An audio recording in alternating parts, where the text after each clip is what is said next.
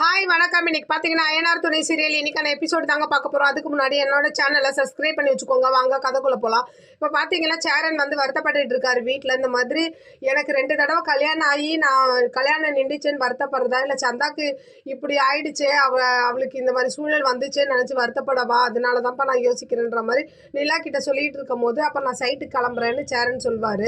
அப்போது பாண்டியன் சொல்வார், நான் கொண்டு வந்து விடுறேன் அப்படின்ற மாதிரி என்ன பண்ணுறாரு, கொண்டு போய் விட போகிறாரு. வர வழியில் எல்லாருமே சேரன் வந்து கல்யாணம் நின்றுச்சு, உனக்கு கல்யாணத்துக்கு ராசி இல்லைன்ற மாதிரி நிறைய பேர் கேட்பாங்க. அப்போ அது பாண்டியன் எல்லாரையும் பிடிச்சி திட்டி விட்டு கொண்டு வந்து சேரனையும் சைட்டில் விட்டுருவார். சோழன் பார்த்தீங்கன்னா ஒரு சவாரிக்காக வந்திருப்பாரு. அங்கே பார்த்தீங்கன்னா புதுசாக லவ் மேரேஜ் பண்ணணும்னு சொல்லிட்டு சில காலேஜ் பசங்களாம் ஏறி இருப்பாங்க.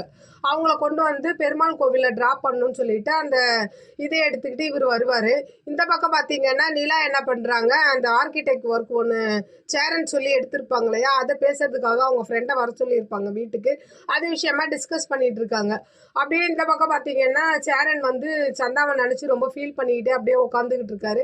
அப்போ ஒரு 4 பேர் வந்து ஒர்க்குக்காக வர சொன்னீங்க அப்படின்னு சொல்கிறாங்க. அப்போ கூட அவருக்கு வந்து எதுவுமே ஞாபகம் இல்லாமல் ஒரு மாதிரி பித்து பிடிச்ச மாதிரியே உட்காந்துருக்காரு.